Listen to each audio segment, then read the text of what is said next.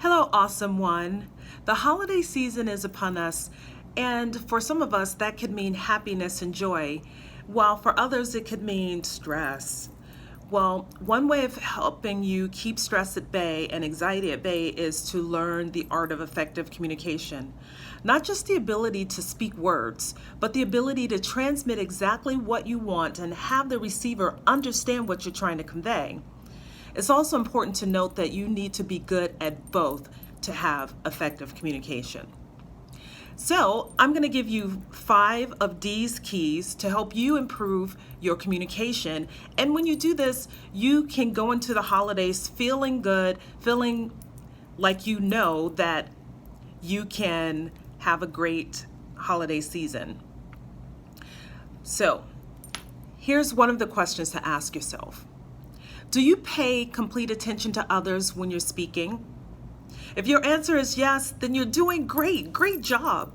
You are a respectful listener and you are more likely to understand all of what the transmitter or the speaker is trying to convey. A wandering focus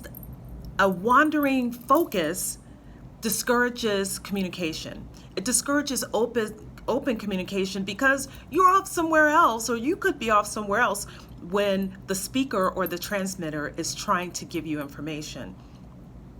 When you're focused on what they're saying, it tells the speaker that you're interested in what they're trying to say, and if you don't listen, it could lead to assumptions on both parts, and the relationship during the holiday season could crumble, and that's not what anybody wants. The second key is to ask yourself, do you manage your thoughts during a conversation? Focusing them on understanding what the person is saying. If your answer is yes, then big thumbs up. Effective listening requires more concentration than any other form of communication. If you're thinking about anything other than what the person is saying, you're defeating the ability to understand. And Stephen Covey says, listen to understand, not to reply. Just think about that for a moment. Okay, the next D's key question is do you postpone preparing your reply until after you have heard everything the other person has to say? Think about what you plan to say while the other person is speaking prevents you from understanding what that person is saying. Conversing with someone who interrupts often is difficult and exhausting, if you ask me. I know I've had those conversations where I've had to say, can I please finish my sentence? Or let me finish. And if you're on the receiving end of those questions, will you please let me finish? Or can I finish my sentence? Then that's a big clue that you may need to work on your effective listening skills. Next, question. Do you ignore distractions such as other people, ambient noise, and the surroundings? Attending to distractions make you appear uninterested, unfocused, or even rude. Well, I have a daughter with autism and I've worked with people with ADHD, and for them, this part of communication may be difficult.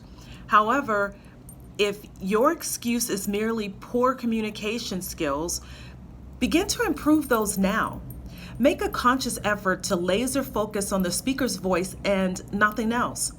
Allow other things around you to just simply be. And as a hypnotherapist, I know that this works because I do it all the time with my clients, and I just say, focus on my voice and let everything else fall in the background and just be. It works. The last question, or D's key to ask yourself is, do you make eye contact during a conversation? If you do this without being creepy, then you get a gold star. Watching a person's face shows that you're paying attention. You also gather nonverbal messages, which can convey most of the important information being conveyed to you. Okay, so those are the 5 questions to ask yourself. This is part 1 of a 3-part series on communication for the holidays.